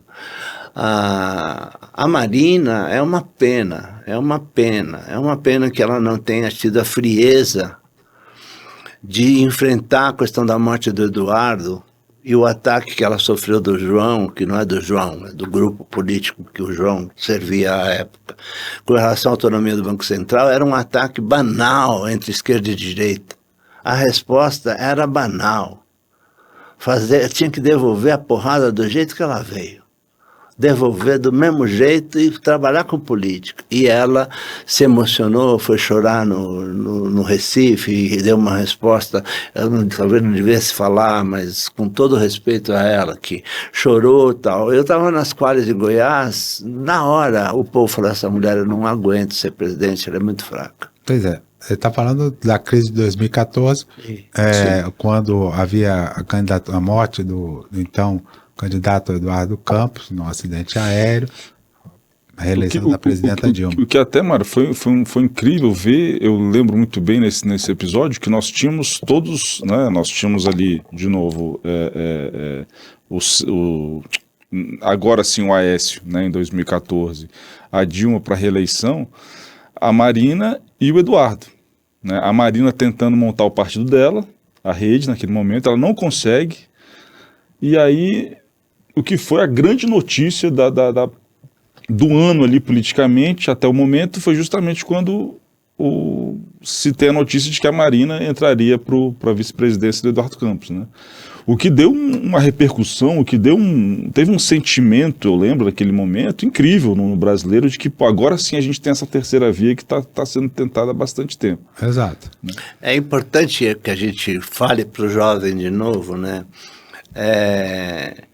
De que as coisas que a gente deseja, elas precisam ser, elas ocorrem, né? Elas são geradas. Ali havia um evidente desejo de uma terceira via, e havia quase que um convencimento de que o Eduardo seria presidente. O Eduardo era um homem muito bom. Sim. Estou me referindo ao governador de Pernambuco à época, neto do coronel Miguel Arraes, que é um grande político também brasileiro, e a união com a Marina. Do meu ponto de vista, acho até que eles não tinham azeitado, enquanto o Eduardo estava vivo, estava uma tentativa de puxar a popularidade da Marina para o Eduardo, que estava difícil. Acho que não estava, porque mas se imaginava que o Eduardo ia deslanchar. O Eduardo era impressionante, ele discursando, ele uma pessoa que tinha um olhar, uma leveza, né? Quando ele faleceu, o fator emoção de fato entrou em jogo. Sim. Porque emoção não é um clipe bonito que faz as pessoas se envolverem no clipe. Emoção é uma coisa dessa, né? Marca um gol, não é a emoção que marca o gol. No caso, se o chutador morrer ali no meio do campo, ele vai gerar emoção, né? E dentro desse perfil de emoção, a Marina teve a presidência da República na mão. O que em si, veja, não é uma questão de criticar o Lula estar na presidência, da sequência. No caso ali era a Dilma. A Dilma poderia não ter tido o golpe do Temer. Poderia não ter tido o impedimento da Dilma, que foi um momento muito traumático no Brasil e que gerou na sequência a Operação Lava Jato, que os jovens estão sabendo que é uma operação judicial de muitos anos, que trouxe para a política brasileira uma discussão importante, era uma questão necessária, mas usou métodos discutíveis, vamos deixar assim para não negar. Enfim, teve uma influência gigante na história brasileira essa derrota da Marina. Se ela tivesse mantido a polarização com a Dilma, ela venceria. Mas você vê o que é a pessoa, o que é... As pessoas que disputam a política são seres humanos que nem a gente. Sim. A gente tende a achar que são super-homens, mas não são. Ela se sentiu de fato... Ela até hoje diz que o João Santana inventou a fake news contra ela. Que é o ataque do Banco Central é fake news. Não é fake news. É uma questão de conceito sobre economia. os que são a favor do Banco Central alinhado ao Estado e os que são a favor da independência. Eu, por exemplo, sou a favor da primeira tendência, mas não é roubar no jogo ter aprovado a segunda. Estamos aí convivendo com o Banco Central independente sem grande tragédia. Então foi uma pena ter emocionalizado quando era necessário o sangue frio. Imagino eu como não deve ser um jogo de Copa, uma coisa assim, um juiz de uma sentença, conseguir o sangue frio, né, Mário? Agora, depois de tudo isso e todas as experiências que não vão caber, né, nisso aqui, quais são as suas e essa é uma das funções desse programa. O Bruno, eu sempre falo, o Bruno coloca o entrevistado, fez questão de criar esse formato, colocando o entrevistado no centro mesmo, porque é disso que se trata. O que você tem a falar de tudo que você aprendeu, pontos que são importantes, questões sobre o marketing político, sobre comunicação? Um recado para a próxima geração aí que está vindo. A primeira coisa, eu acho que eu tenho... É dizer que eu estou escrevendo um livro, meus comerciais, atenção. Eu não tenho nome para o livro ainda, aceito sugestão dos que escutarem o podcast, quiserem me mandar um nome, eu estou um autor em busca de um nome. Fazer um pouco o meu comercial. Com certeza. Do meu livro. Tá? Já vai ser bom. A resenha eu já fiz. Só pela conversa que a gente já sabe que o livro vai ser imperdível. Mas assim, sobre a questão do marketing político, é importante que fique claro que o marketing político é uma necessidade humana. A comunicação política ela existe desde sempre. Ela se manifestou em desenhos rupestres. Eu não gosto muito de ficar falando essa cronologia, mas em estátuas gregas do Fídias, em pinturas napoleônicas de louvação do Napoleão, em a prensa do Gutenberg, enfim, a comunicação política é uma necessidade humana. Logo, a gente não precisava tanto badala em torno da gente. A gente podia trabalhar com mais uma função de servir mais ao ao país, às nossas crenças, serviço ao que a gente público. Acredita. Só dá para fazer campanha quando você acredita? Não, a técnica é essencial. Mas vamos dizer que se você puder, ajuda, enfim, a liberdade está colocada. Eu acho que nós estamos vivendo um momento especial.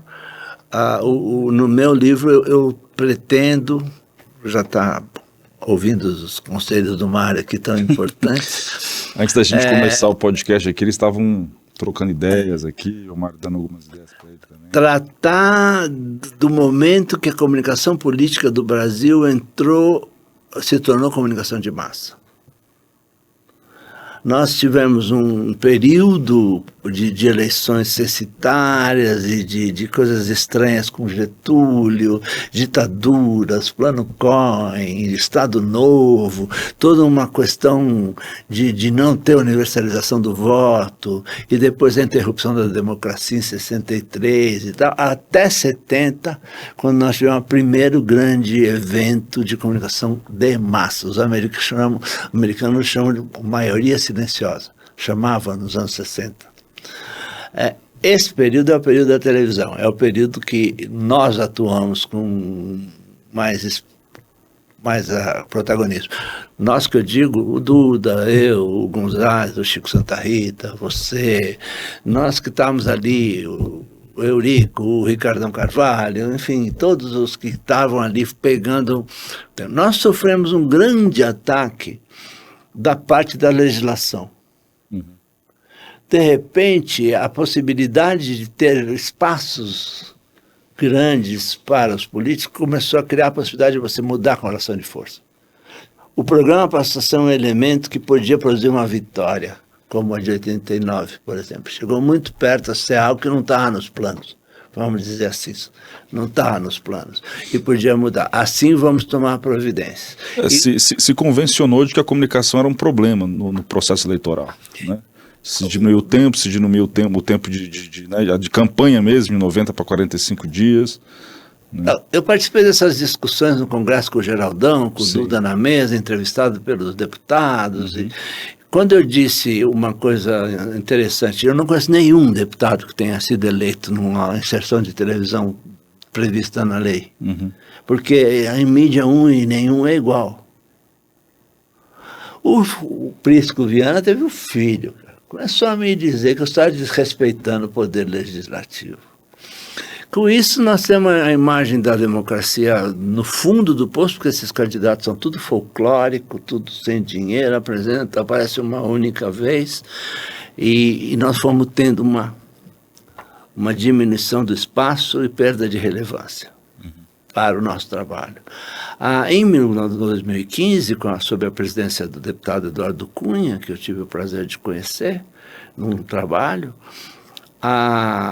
o arrazoado do relator, que era o deputado Marcelo Pires, do Piauí, era uma legislação que atenue os malefícios do marketing político. Nós chegamos a esse ponto, ao ponto de que fomos usados, obviamente, porque nós não somos bruxos e eles tinham o poder. Nós fomos usados para a despolítica. E a partir daí nós passamos a entrar num espaço de despolítica. E toda a discussão passou a ser gerencial. E você passou a ter campanhas, fará, como eu digo, que são sempre... Maluf fez a imigrantes, Maluf vai fazer não sei o quê. Todos os lugares hoje, qualquer lugar que a gente for, a campanha fará. Não tem. É toda ela voltada para o debate gerencial, administrativo. Isto... Quando porque tem um monte delas, são embutidos outras razões de disputa do poder que não vem ao caso, são pouco republicanos, está lotado. Pois é, eu acrescentaria essa análise que você está fazendo também o fato de ter sido criado o fundo partidário, que favorece os incumbentes, aqueles que são detentores de cargo, e distorce um pouco a lógica de quem quer entrar na política, a renovação. E também as emendas, que também são um orçamento gigantesco para agir nas comunidades. Então, no caso das campanhas proporcionais, ou seja, deputados, né, principalmente, mesmo senadores que são majoritários, né, marketing político, qual é a importância? Aí você fica na pauta ideológica, realmente, que aí você inventa 2, 3 temas lá, por exemplo, em 2026, Supremo Tribunal Federal. Aí você pega as raivas das pessoas ou as adesões das pessoas, democracia, sei lá o quê, e fica nessas marcas para os majoritários, eu estou dizendo em Congresso, né? Mas ainda assim, para governos, para governadores e tal, aí a coisa fica mais complicada, para presidente também, né? Então, que eu penso que nós estamos a tendência com a chegada, eu atribuo, assim, só para pensar, raciocinar, 2010 como o ano da chegada da internet nas campanhas eleitorais. A Marina tinha uma campanha, uma estrutura de internet bastante ampla, era da mentalidade da campanha. O Caio Túlio estava ali trabalhando junto, tínhamos algo de altíssima qualidade. Eu atribuo a chegada, a internet chega e ela faz parte, ela não é recebida como um mix de meio, porque ela é um meio, ela mais, na minha opinião, se houver discordância, é um meio.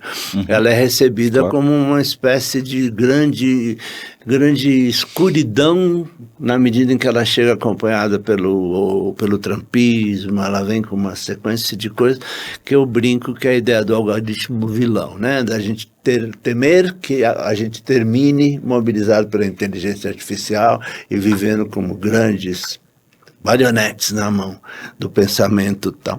E eu não acredito em nada disso. Eu olho para o desenvolvimento político e acho que nós estamos num momento onde a onda é mais conservadora. Isso sempre aconteceu, o barco sempre tombou para lá, tombou para cá.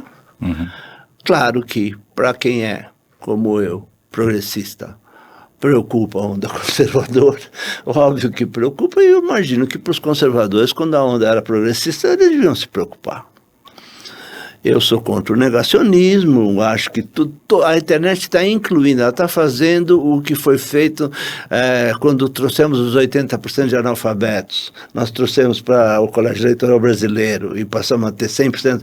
Está acontecendo isso no mundo inteiro. Nós estamos trazendo analfabetos humanos para todas as decisões de todos os tipos, o que deve ser recebido com aplauso.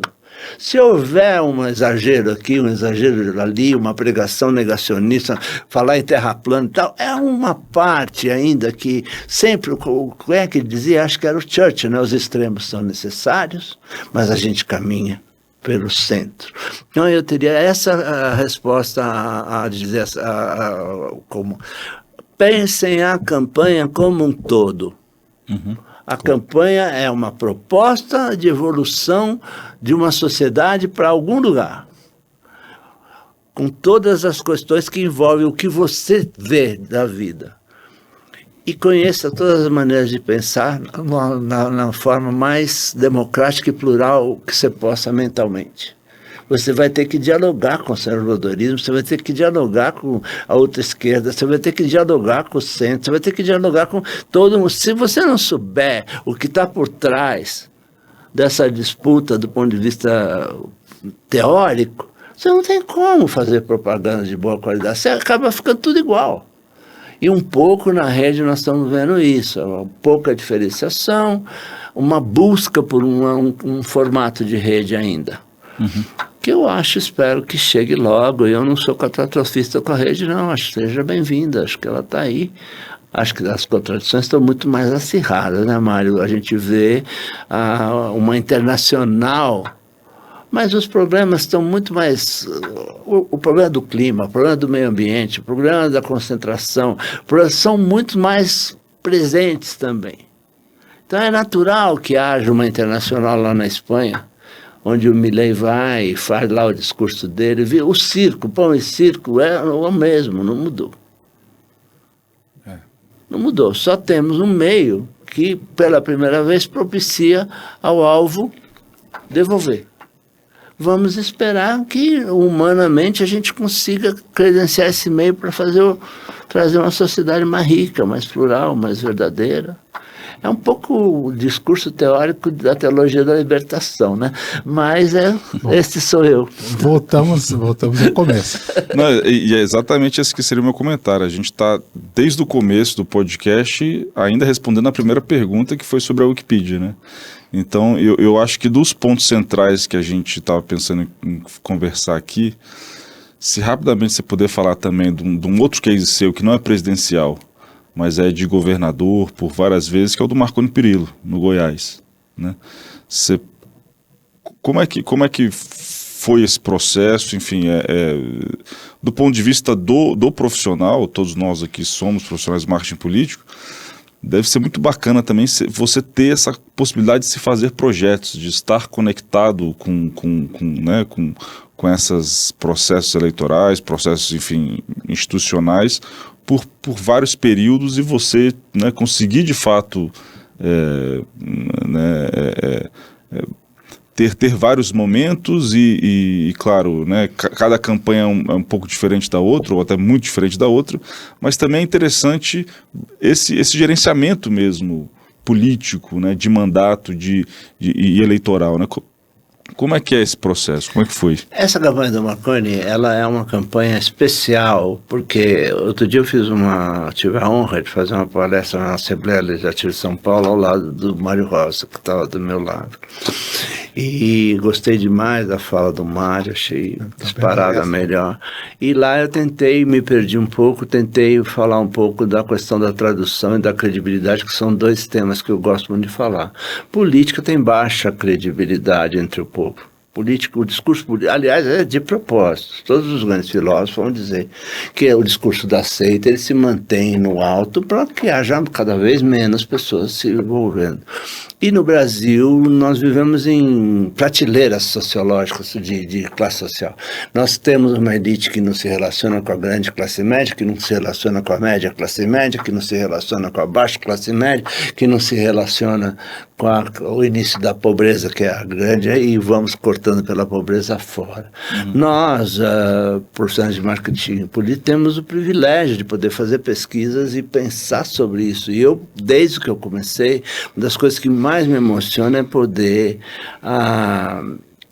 eu acabei de sair de 12 qualis e eu vou voltar amanhã para pegar mais quali que eu estou fazendo. Eu me alimento de quali, eu sou o vampiro das quali. É maravilhoso. Eu vou lá e, né, das qualitativas. Só para explicar, pesquisa qualitativa é aquela pesquisa que o pessoal fica, grupo de 9 em geral? Isso, 9, 10, 8. E fica sabendo a opinião que as pessoas têm sobre temas e tudo mais. É ao contrário das pesquisas quantitativas, que é essas que você faz um corte demográfico ali, às vezes por renda, por sexo, por idade, etc., para tentar pegar uma ideia do que as pessoas acham. Você pode entender a cultura das pessoas conversando na conversa. É o diálogo, é o centro do entendimento humano, que é o diálogo. Aí é o Dr. Paulo Freire pregando aqui, voltamos ao conceito do Dr. Paulo Freire, via diálogo, você escutando, é o caminho para a gente resolver quase todos os problemas que nós temos.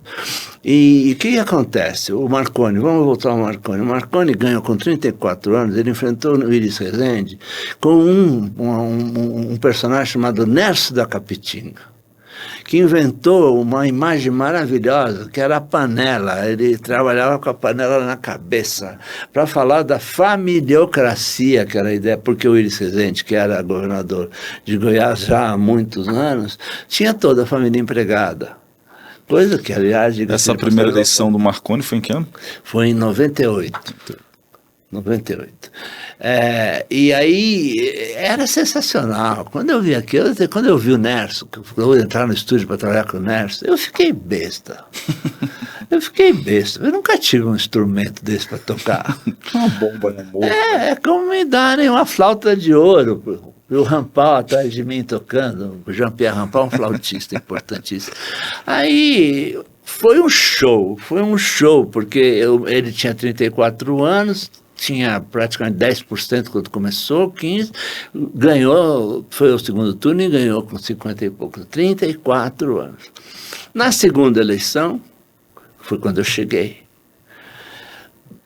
não tinha o que mexer, ele era um jovem empreendedor, tinha programas sociais que ninguém tinha, ele estava na vanguarda do PT, com relação às políticas públicas que se praticam no Brasil. Goiás era um centro de políticas públicas, com construção, com participação popular, com tudo que os marqueteiros, temos o problema da tradução. A gente precisa traduzir, porque o grande elemento de desenvolvimento da economia é a transformação da matriz energética. O povo não entende pica. Tem que ser o Nerd falando assim, nós pega aqui, ó, isso aqui, carca fora, sai fora esse petróleo aí, some petróleo, carca fora petróleo, carca fora, e aí nós põemos um negócio limpinho aqui, que nós tudo vai gostar, porque os filhos não vão ficar doentes, quer dizer, é uma caricatura, no caso, de um homem de um talento excepcional, ele é um mega, o Nerso Capitinga é um personagem incrível, e que nós tínhamos que fazer o tempo todo. E é isso que nós conseguimos fazer nos grandes cases da nossa vida, foi traduzir. Assim foi o Duda, que traduziu bem quando se deu bem. Assim eu, em 89, me dei bem, porque eu soube traduzir algo bacana. E assim o Gonzalez, quando conseguiu traduzir direito, ganhou. Quando não conseguiu, bateu na trave. Todos nós sempre foi assim. Sim. O conceito de traduzir, ouvir a população mais pobre e, na sequência, obter adesão. Isso está atualmente nessa polarização, está um pouco prejudicado. O povo está muito, vem aqui da fonte, direto do chão da fábrica, de quem acabou de fazer pesquisa numa cidade pequena em São Paulo, esta semana, o povo está muito de saco cheio de nós. O povo está assistindo a polarização da geral. Eles não estão polarizados, eles não têm alternativa, eles gostariam que o debate fosse de outra qualidade. O povo não tem o Lula como um excremento E nem tem o Bolsonaro como excremento. Ele tem duas possibilidades. É óbvio que o cara que é mais bolsonarista chama o Lula de ladrão, porque a narrativa lulista, bolsonarista tem sua impregnação. Assim como o cara que é lulista chama o bolsonarista de negacionista. Mas a população em si, eles estão preocupados com a UPA. É a mesma coisa. Há 30 anos que eu mexo com isso. É a mesma coisa. As prioridades são as mesmas. Saúde, educação, trabalho e segurança. Agora o Bolsonaro conseguiu colocar a corrupção em algum colégio aí. Ele põe a corrupção para segundo, terceiro lugar.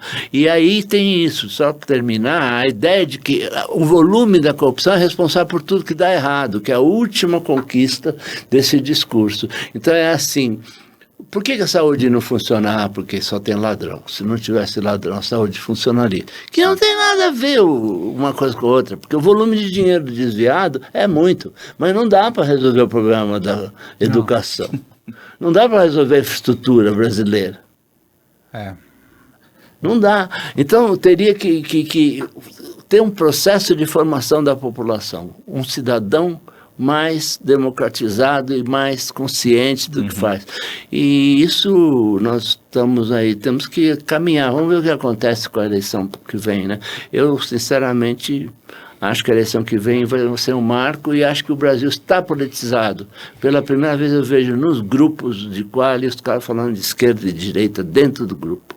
Eu sou de direita, sou contra a esquerda, eu sou de direita. Saiu daquele sacumé, daquele negócio antigo. Que tem umas pessoas. Saiu, agora eles dão nome aos bois. Acabou um pouco esse negócio de muro, né? Isso. Incrível. É isso. Mário, tivemos aqui Paulo de Tarso da Cunha Santos.